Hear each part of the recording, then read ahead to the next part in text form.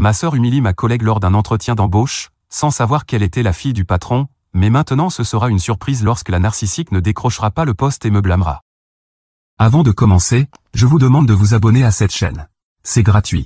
Merci beaucoup. Je travaille comme coordinatrice senior dans une entreprise. Et honnêtement, c'est un endroit formidable pour travailler. Bons avantages, salaire correct, et surtout, la direction traite réellement les employés comme des êtres humains.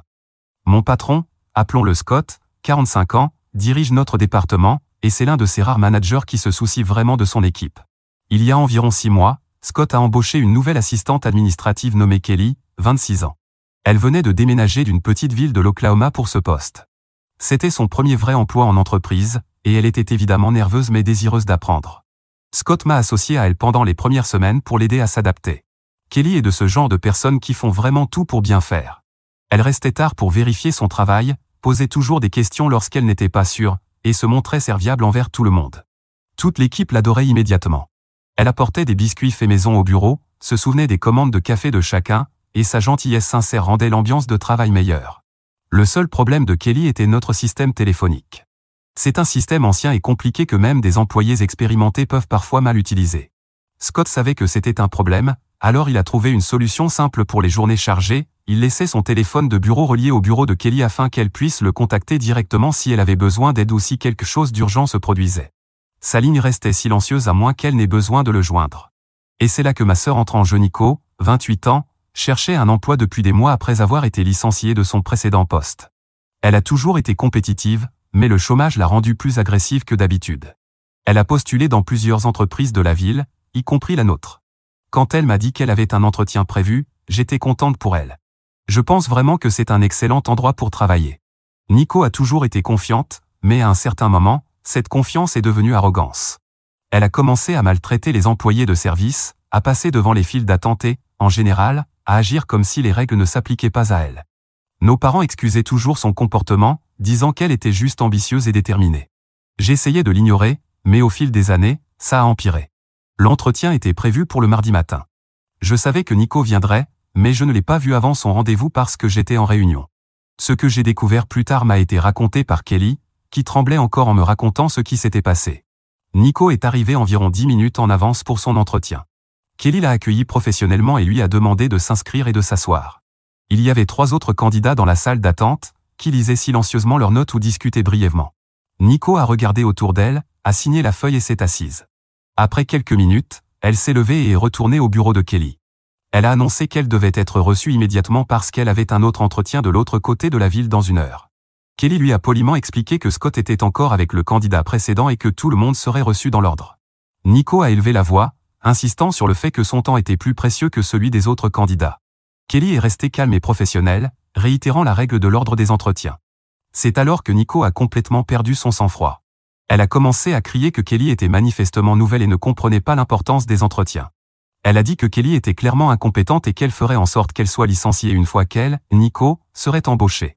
Les autres candidats regardaient, stupéfaits. Le visage de Kelly est devenu rouge et ses mains ont commencé à trembler. Nico a continué en disant que Kelly était probablement juste une fille de petite ville qui ne comprenait pas le vrai monde des affaires.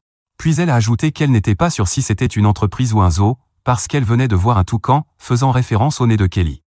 Ensuite, elle a exigé de parler immédiatement à Scott.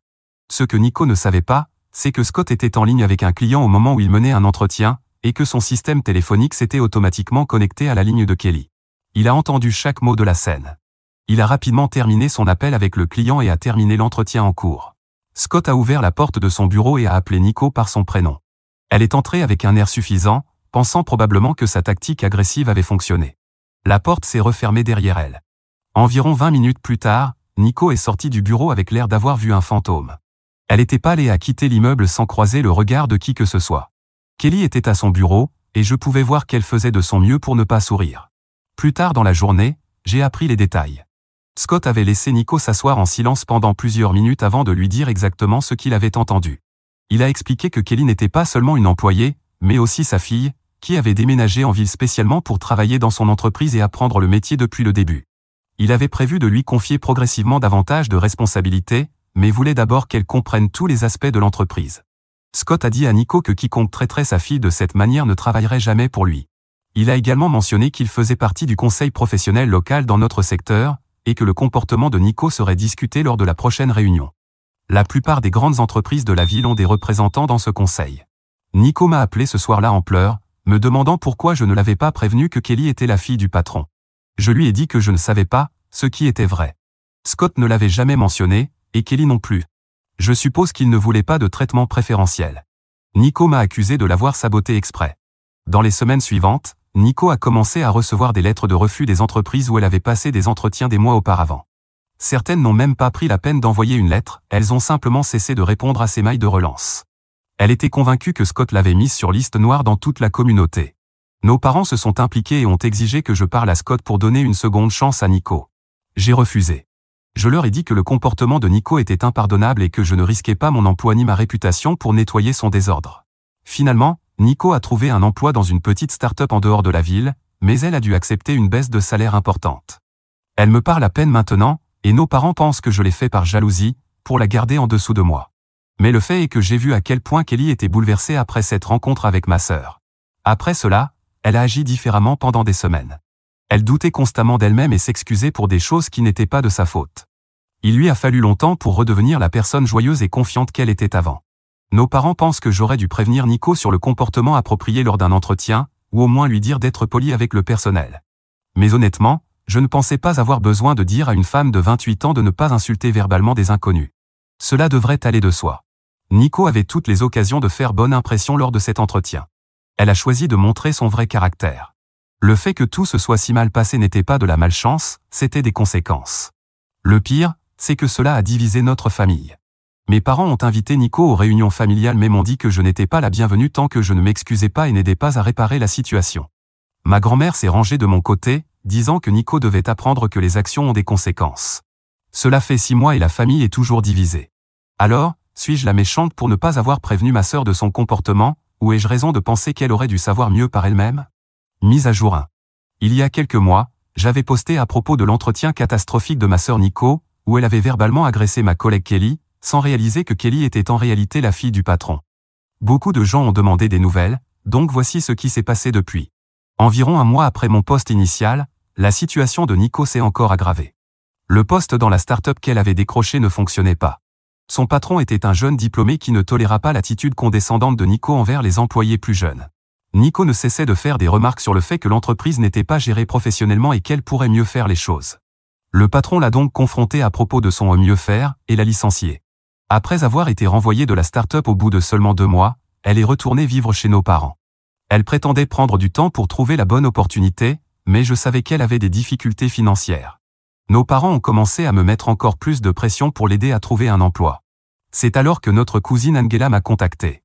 Angela travaille dans les ressources humaines pour une grande entreprise à Dallas, et elle avait entendu, par la famille, parler des problèmes d'emploi de Nico. Elle voulait me rencontrer pour parler de quelque chose d'important. Elle m'a dit que Nico l'appelait depuis des mois pour lui demander de la recommander auprès de diverses entreprises. Mais ce n'était pas le pire. Angela a révélé que Nico disait aux gens, y compris à des employeurs potentiels, que j'avais saboté sa recherche d'emploi. Nico leur racontait que son échec à l'entretien était de ma faute, et que la façon dont elle avait traité la pauvre Kelly n'était qu'une excuse inventée par Scott parce que je lui avais demandé de ne pas l'embaucher. Mais les choses ont empiré. Angela m'a montré des captures d'écran de messages textes que Nico avait envoyés à plusieurs membres de la famille. Dans ces messages, Nico racontait une version complètement différente des événements. Elle affirmait que Kelly avait été impolie avec elle en premier, qu'elle ne faisait que répondre au manque de respect, et que j'avais orchestré toute l'affaire parce que j'étais jalouse qu'elle soit plus qualifiée que moi. Elle affirmait également que Scott avait un passé de comportements inappropriés et qu'elle envisageait de déposer des plaintes contre l'entreprise. Le niveau de manipulation de Nico était stupéfiant.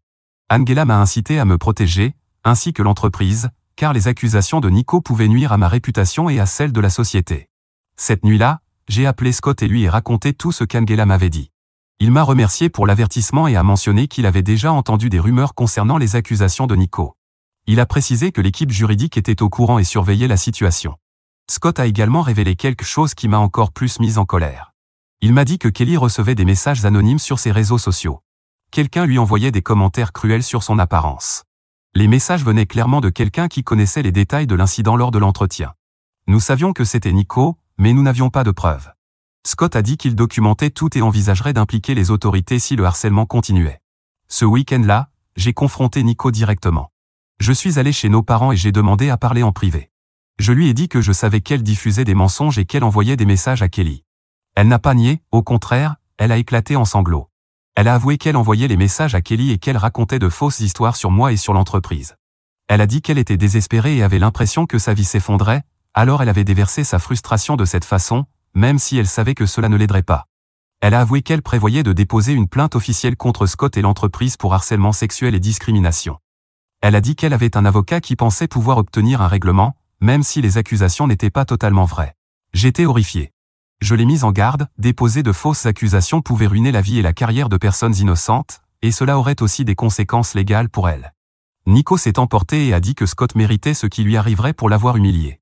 Elle a affirmé que les gens qui réussissent devaient parfois bousculer les règles pour avancer, et que j'étais naïf de ne pas comprendre comment le monde fonctionne vraiment. Je lui ai dit que si elle poursuivait avec de fausses accusations contre Scott ou l'entreprise, je témoignerais de ce qui s'était réellement passé lors de l'entretien, ainsi que de tout ce que je savais maintenant. Nico a crié, m'a traité de traîtresse, et a dit que je choisissais une entreprise plutôt que ma propre sœur. Nos parents sont accourus en entendant les cris, et Nico a commencé à pleurer en disant que je la menaçais. J'ai expliqué à nos parents exactement ce dont Nico m'avait avoué, les mensonges, le harcèlement envers Kelly et son projet de déposer de fausses accusations. Ils étaient choqués, mais ont quand même choisi de la défendre, disant qu'elle était juste stressée et ne pensait pas clairement. Les messages de harcèlement envoyés à Kelly ont cessé après cette confrontation. Nico n'a jamais déposé de fausses accusations contre Scott ou l'entreprise. Mais elle ne m'a plus parlé depuis ce jour, et nos parents continuent d'essayer de jouer les médiateurs. Au travail, tout s'est bien passé. Scott et Kelly savent que je n'ai rien à voir avec le comportement de Nico, et ils ne m'ont tenu pour responsable de rien. Pour eux, Nico et moi n'avons aucun lien. Mise à jour 2. Je reçois des messages me demandant une nouvelle mise à jour, donc voici ce qui s'est passé ces 2 derniers mois. Environ 3 semaines après ma dernière mise à jour, j'ai reçu un appel d'Angela. Elle semblait contrariée et a demandé à déjeuner car elle avait quelque chose d'important à me dire. Lorsque nous nous sommes rencontrés, Angela m'a dit que quelqu'un de l'ancien emploi de Nico, celui dont elle avait été renvoyée avant que tout cela ne commence, l'avait contacté. Apparemment, Nico avait inscrit Angela comme référence sans demander son accord, et la personne qui avait appelé avait posé des questions très préoccupantes. L'appelante était l'ancienne patronne de Nico. Elle a expliqué qu'après avoir licencié Nico, elles avaient découvert des irrégularités dans son travail. Rien de criminel, mais Nico avait pris le crédit du travail des autres et diffusé de fausses informations sur ses collègues pour paraître meilleur. L'ancienne patronne a dit qu'elle n'avait pas poursuivi l'affaire car Nico était déjà parti, mais qu'elle voulait prévenir Angela au cas où Nico continuerait à utiliser son nom comme référence. L'ancienne patronne a également mentionné que Nico disait à tout le monde qu'elle avait été licenciée pour des réductions budgétaires, alors qu'en réalité elle avait été renvoyée pour son attitude et des problèmes d'intégrité. Angela était embarrassée et en colère que Nico ait utilisé son nom sans permission. Elle a demandé à l'ancienne patronne de lui envoyer la documentation concernant le rendement professionnel de Nico, pensant que cela pourrait l'aider à mieux comprendre ce qui se passait réellement avec ma sœur. Ce qu'Angela a découvert était pire que ce que nous imaginions. Nico avait semé des conflits sur tous ses lieux de travail. Dans un emploi, elle avait accusé un collègue de lui avoir volé ses idées, déposé une plainte contre un autre pour discrimination présumée, et rendu l'environnement de travail toxique pour tout le monde autour d'elle. Angela a partagé ces informations avec moi parce qu'elle craignait ce que Nico pourrait faire ensuite. Elle m'a suggéré de prévenir Scott à propos de l'historique de Nico et de son habitude de porter de fausses accusations au travail. Avant que je puisse décider quoi faire, la situation a dégénéré d'elle-même. Environ une semaine plus tard, Scott m'a convoqué dans son bureau. Il avait l'air sérieux, et je craignais qu'il se soit passé quelque chose de grave. Quand je suis arrivé, Scott m'a montré une lettre qu'il avait reçue d'un avocat représentant Nico. La lettre accusait Scott de créer un environnement de travail hostile et prétendait qu'il avait discriminé Nico à cause de son origine ethnique. Elle formulait également des accusations vagues concernant le traitement des employés par Scott et suggérait que l'entreprise avait une culture de népotisme et de favoritisme. La lettre réclamait un important dédommagement financier et menaçait d'une action en justice si aucune réponse n'était donnée dans les 30 jours. Je raconte à Scott tout ce qu'Angela m'avait partagé concernant l'historique professionnel de Nico et son habitude de faire de fausses accusations. Scott a écouté attentivement et a dit que l'équipe juridique devait enquêter minutieusement. Peu après l'entretien, quelqu'un avait déjà appelé le siège social pour déposer une plainte anonyme contre Scott. La personne disait qu'il dirigeait son département de manière inappropriée et favorisait des membres de sa famille. Le timing de cet appel, combiné à la lettre de l'avocat, montrait clairement que Nico avait planifié cela dès le début. Scott m'a assuré que je n'étais en aucun danger et que l'entreprise me soutenait pleinement. Il a dit que l'équipe juridique était confiante de pouvoir gérer les accusations de Nico, surtout avec les preuves de son comportement passé. Mais il m'a également prévenu que la situation pourrait empirer avant de s'améliorer. Il a expliqué que les personnes qui font de fausses accusations ont souvent tendance à intensifier leur comportement lorsque leur première tentative échoue. Ce week-end-là, j'ai décidé de reparler à nos parents. Je suis allé chez eux et je leur ai raconté la lettre de l'avocat et l'historique des problèmes de Nico au travail, tout. Notre mère a éclaté en sanglots et a dit qu'elle ne savait plus comment aider Nico. Notre père a dit qu'il pensait que Nico avait besoin d'une aide professionnelle, mais qu'elle ne l'accepterait jamais. Je les ai suppliés de ne pas dire à Nico que j'avais partagé ces informations avec eux. J'avais peur de ce qu'elle pourrait faire si elle apprenait que je démontais activement ces fausses accusations. Mais d'une manière ou d'une autre, Nico a découvert la vérité. Cette nuit-là, elle m'a appelé en criant, disant que je la trahissais et que j'essayais de ruiner sa vie. Elle a affirmé qu'elle avait tous les droits de demander justice pour la façon dont elle avait été traitée et que j'étais une sœur horrible de ne pas la soutenir. J'ai essayé de lui expliquer que faire de fausses accusations était mal, mais c'était comme parler à un mur. Elle a dit qu'il fallait parfois jouer dur pour obtenir ce qu'on mérite, et que j'étais trop faible pour comprendre comment le monde fonctionne vraiment. L'appel s'est terminé avec Nico me disant qu'elle ne voulait plus jamais me voir. Elle a dit que j'étais morte pour elle et qu'elle s'assurerait que tout le monde dans la famille sache quel genre de personne je suis vraiment. Environ une semaine plus tard, Angela m'a appelé avec d'autres nouvelles. Elle a dit que l'avocat de Nico l'avait contacté, lui demandant de témoigner sur la culture de travail dans mon entreprise. L'avocat avait été discriminé et que ses proches étaient pressés de mentir sur ce qui s'était passé. Angela a dit à l'avocat qu'elle n'avait aucune connaissance du tout sur l'environnement de travail dans mon entreprise et qu'elle ne témoignerait pas. Elle a également mentionné qu'elle connaissait l'historique de Nico concernant ses fausses accusations au travail. L'avocat a semblé surpris par la réponse d'Angela et a rapidement mis fin à l'appel. Angela soupçonnait que Nico n'avait pas dit toute la vérité à son avocat, ni sur la situation, ni sur son propre passé. J'attends toujours de voir ce qui va se passer ensuite. L'équipe juridique est confiante de pouvoir défendre contre les accusations de Nico, mais la situation reste assez grave. Mise à jour 3. La situation juridique a été résolue. L'équipe juridique de mon entreprise a fait un excellent travail pour neutraliser les accusations de Nico. Ils ont rassemblé des preuves de son comportement passé au travail, documenté la chronologie des événements et présenté une image claire de ce qui s'était réellement passé lors du processus d'entretien. L'avocat de Nico a retiré l'affaire après avoir examiné les preuves fournies par l'entreprise. Il s'est avéré que Nico avait menti à l'avocat sur plusieurs faits importants, y compris son historique professionnel et les circonstances de l'entretien. Lorsque l'avocat a découvert la vérité, il a refusé de continuer à la représenter. Angela a aidé en fournissant des documents de l'ancien employeur de Nico concernant son habitude de porter de fausses accusations. Les preuves étaient accablantes, et l'avocat lui a conseillé que si elle poursuivait l'affaire, elle ferait probablement face à des sanctions pour avoir intenté des poursuites frivoles. Nico a également été condamné à payer les frais juridiques de l'entreprise, qui étaient considérables. Nos parents ont fini par couvrir la majeure partie des coûts parce que Nico n'avait pas l'argent. Cela a finalement ouvert leurs yeux sur la gravité des actes de Nico. La résolution de l'affaire juridique a été un soulagement, mais elle a également marqué la fin de ma relation avec Nico. Lorsque l'affaire s'est clôturée, elle m'a appelé une dernière fois pour me reprocher ses problèmes juridiques. Elle a dit que si je l'avais soutenue comme une vraie sœur, rien de tout cela ne serait arrivé. Je lui ai répondu que je ne pouvais pas avoir de relation avec quelqu'un prêt à détruire la vie de personnes innocentes pour son propre intérêt. Je lui ai dit que j'espérais qu'elle obtiendrait l'aide dont elle avait besoin, mais que je ne ferais pas partie de sa vie tant qu'elle continuerait ce comportement destructeur. Nos parents ont cessé d'essayer de forcer une réconciliation et ont reconnu que Nico avait besoin d'une aide professionnelle. Cependant, il continue de faciliter son comportement en la soutenant financièrement et en excusant ses actions.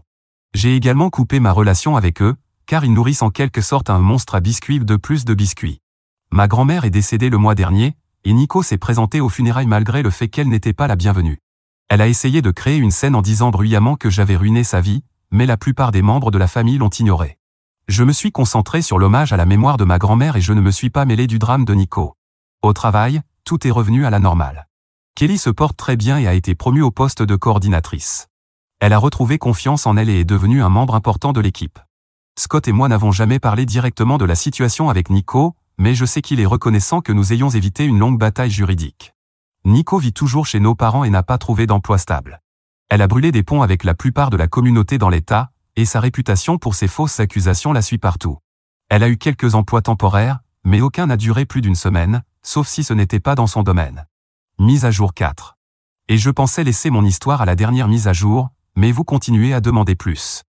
Ma sœur a trouvé, et surtout, gardé, un emploi. Son nouveau travail est dans une boutique de glace, à servir les clients. Non, cela n'a rien à voir avec sa profession ou ce qu'elle a étudié. Mais tous ces ponts sont complètement brûlés. Je pense que tous les services RH du pays doivent maintenant la connaître. C'est un de ces emplois que l'on prend juste pour pouvoir quitter la maison de ses parents. Il n'était plus disposé à la laisser rester à moins qu'elle ne fasse quelque chose pour s'améliorer, pour se reprendre. Elle ne l'a pas fait, et a choisi de prendre ce travail plutôt que de suivre une thérapie. Nous restons très éloignés en tant que sœurs, au point que nous ne nous parlons plus depuis des mois, mais je ne m'en inquiète pas. Je sais que j'ai fait ce qu'il fallait en prenant position, au lieu d'accepter que, simplement parce qu'elle est ma sœur, je doive enfreindre la loi, trahir mon employeur ou faire accuser des innocents pour son comportement. Cela s'applique aussi à nos parents, qui, bien qu'ils aient essayé de pousser Nico à améliorer sa vie, il est trop tard pour que je leur pardonne si facilement. Au travail, tout se passe toujours bien, le pire est derrière moi. Bien que rien que d'imaginer que ma sœur aurait pu obtenir ce poste, ce qui aurait déjà été très difficile, et ensuite causer des dramas tous les jours, me fasse ressentir un frisson glacé.